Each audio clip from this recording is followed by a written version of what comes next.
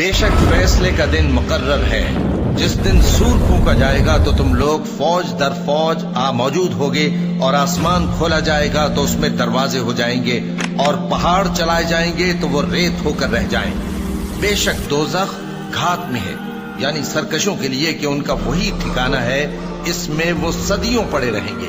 वहां न ठंडक का मजा चखेंगे न कुछ पीना नसीब होगा मगर खौलता पानी और बदबूदार पी।